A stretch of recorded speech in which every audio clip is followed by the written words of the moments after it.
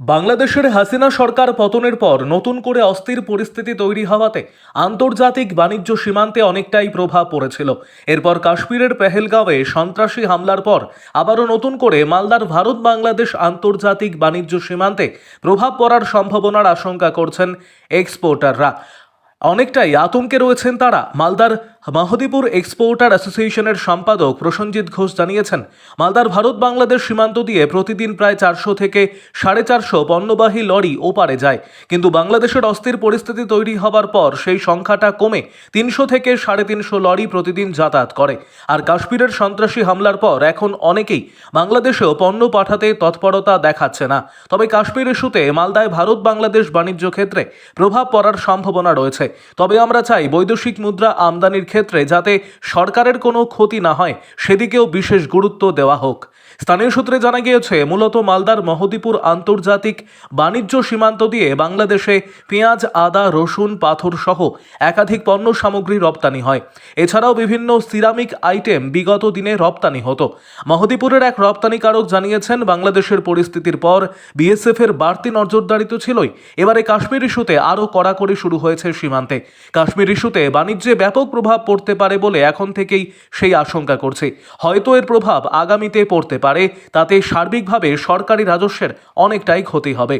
Mohadipur CNF agent welfare অ্যাসোসিয়েশনের সম্পাদক তাপস কুণ্ডু জানিয়েছেন, কাশ্মীরের ঘটনায় সকল ভারতবাসী সকলেই দুঃখ প্রকাশ করেছে। আমরা আশঙ্কা করছি, বাংলাদেশের অস্থির পরিস্থিতির পর কাশ্মীর ইস্যুতেও ওপার সীমান্তে রপ্তানি বাণিজ্যে প্রভাব পড়তে পারে। আরও আপডেট থাকতে আমাদের ভিডিও শেয়ার ও ফেসবুক পেজটিকে লাইক করে ফলো করে দিন। সীমান্তে বিএসএফ এর তৎপরতা কতটা চোখে পড়ছে আপনাদের? প্রচন্ডভাবে বাড়িয়েছেন ওনারা এত তৎপর, আমাদের এখানে এক্সপোর্ট ইম্পোর্টে কোনো রকম খামতি হতে দিচ্ছেন না। ওনারা আমাদের সহযোগিতা করে যাচ্ছেন আর ভবিষ্যতেও করে যাবেন। যদি সরকার নেক্সট কোনো স্টেপ নাই তাহলে বলা যাচ্ছে না, সরকার যেটা স্টেপ নিবে আমাদের ব্যবসায়িক তরফ থেকে আমরা ওটা মাথা পেতেই নিব যে সরকারের নেক্সট স্টেপ যেন ভালো হয়। দাদা বলছি, এই যে পেহেলগাঁয়ে যেরকম অবস্থা, তাতে কি মনে করছেন যে ব্যবসা ক্ষেত্রে কোন রকম সমস্যা হতে পারে? ব্যবসা ক্ষেত্রে বর্ডারে যদি যুদ্ধ লেগে যায় তাহলে হতেও পারে ভবিষ্যতে, কিন্তু এখন পর্যন্ত আমাদের সেরকম কিছু হয়নি। কি চাইছেন আপনারা? আমাদের ব্যবসা যেন চলে, ভালো অগ্রসর যেন হতে পারে। যে পরিমাণ এক্সপোর্ট হচ্ছিল সেই পরিমাণ এক্সপোর্ট হলে আমাদের তরফ থেকে খুবই ভালো। পেহেলগাঁয়ের এই ঘটনা কিভাবে দেখছেন? আমি খুব এটাকে মর্মান্তিক এবং দুঃখজনক, এই বেদনাদায়ক কথাটা বলতেও নিজেকে কান্না পাচ্ছে, কিন্তু কিছু করার নাই। যেটা হয়ে গেছে সেটাকে নিয়ে তো আমরা ফেরত আর পাবো না, কিন্তু চেষ্টা করবো আর পরবর্তীতে কিছু যেন না হয়। সরকারের কাছে এটাই আবেদন রাখবো। আপনার নাম কি?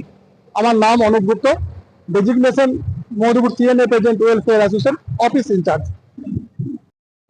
দেখুন, আমাদের কেন্দ্রীয় সরকারের তৎপরতায় আমাদের বর্ডার সিকিউরিটি ফোর্স বর্তমানে খুব অ্যাক্টিভ, এবং ওনারা মানে যাতে আমাদের পাকিস্তান কিংবা বাংলাদেশ আমাদের যেন কোনো ক্ষতি করতে না পারে তার জন্য আমাদের বিএসএফ বর্তমানে খুব অ্যাক্টিভ। এবং কালকে আমাদের এখানে বিএসএফ এর আমাদের সিও সাহেব এসেছিলেন, তিনিও এখানে বৈঠক করে গেছেন। সীমান্তে কি বিএসএফ বাড়ানো হয়েছে? সীমান্তে বিএসএফ মানে বাড়ানো হয়েছে বলতে কিছুটা বাড়ানো হয়েছে, যেহেতু এখান থেকে বিএসএফ আমাদের শামশেরগঞ্জে পাঠাতে হচ্ছে, ধুলিয়ানে পাঠাতে হচ্ছে, এখান থেকে আমাদের সেকেন্দারপুর যেটা অমৃতি যে ঘটনা ঘটেছে সেখানেও বিএসএফ পাঠাতে হচ্ছে, ফলে ততটা পরিমাণে দিতে পারেনি, তবে বিএসএফ কিছুটা বাড়িয়েছে। বলছি, এই যে পেহেলগাঁয়ে এই ঘটনা, কাশ্মীরের পেহেলগাঁয়ে, এটাতে কি মনে করছেন? আপনাদের কি কোনো ক্ষতি হতে পারে, কোনো আশঙ্কা করছেন আপনারা? অবশ্যই ক্ষতি হবে। এটা একটা আমাদের ভারতবর্ষে একটা এত বড় দুর্ঘটনা ঘটে গেল, তার জন্য আমাদের বর্তমান যা পরিস্থিতি তার যে কোনো মুহূর্তে ব্যবসা বন্ধ হতে পারে এবং ব্যবসাতে আমাদের ক্ষতিও হতে পারে। আপনাদের সীমান্ত এলাকার মানুষরা কিভাবে দেখছেন? সীমান্ত এলাকার মানুষ একটু তো আপনার মানে আতঙ্কে থাকবেই, তার কারণ যে কোনো সময় যেহেতু আমরা বর্ডারে বাস করি, সীমান্তে বাস করি, যে কোনো সময় একটা দুর্ঘটনা ঘটতে পারে। আতঙ্কে ভুগছেন আপনারা? অবশ্যই আতঙ্কে। কি চাইছেন আপনারা? আমরা এখন চাইছি কেন্দ্রীয় সরকারের দ্বারা যাতে আমাদের প্যারামিলিটারি ফোর্স তার ব্যবস্থা করা হয় এবং আমরা যাতে নিশ্চিন্ত থাকতে পারি, এটাই আমরা কেন্দ্রীয় সরকারের কাছে আবেদন। আপনার নাম? আমার নাম উত্তম ঘোষ। আজকে দেখুন, আমাদের মহদীপুর বর্ডার হচ্ছে শান্তপ্রিয় একটা জায়গা, কারণ আমরা হিন্দু মুসলিম নিয়ে সবাই এখানে বাস করি। যে ঘটনাটা পহেলগামে হয়েছে সেটা অত্যন্ত খারাপ এবং নিন্দনীয় ঘটনা। এটার জন্য আমরা মহদীপুর স্থলবন্দরে সমস্ত যারা এক্সপোর্টার বা সাধারণ মানুষ আছে তারা সবাই মিলে আমরা একটা উদ্যোগ গ্রহণ করেছি সামনে কয়েকদিনের মধ্যে একটা মিছিল ডাকার জন্য, শান্তির মিছিল, যাতে ওই আজ এখানে না পড়ে কারণ এই আজ মানে আমাদের ব্যবসায়িক মহলের যারা ব্যবসায়িক তারা কিন্তু অত্যাধিক লসে পড়বে।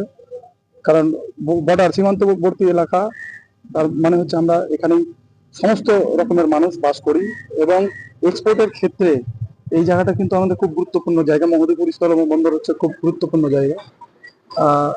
আমাদের এখানকার প্রশাসনও তৎপর আছে এবং বিএসএফ এদের সাথে আমাদের অনেকবার মিটিংও হয়েছে এই বিষয় নিয়ে।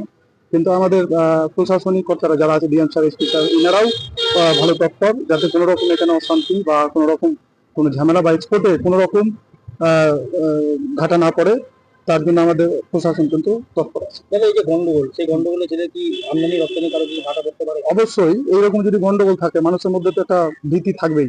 এই ভীতিকে আমরা উত্তীর্ণ করে আমরা যে একটা শান্তি মিছিল করব এবং প্রশাসনের কাছে আমরা বারবার জানিয়েছি যে এই জায়গায় যেন আমাদের কোনো কিছু না হয়। এক্সপোর্টের ক্ষেত্রে আমাদের যা রেভিনিউ, যা সরকার রেভিনিউ পায়, সেই রেভিনিউর ক্ষেত্রে যেন কোনো রকম প্রবলেম না হয়, ক্ষতির মুখে না হয়। আপনার নাম? প্রসেনজিৎ ঘোষ, এক্সপোর্ট অফিসের সেক্রেটারি।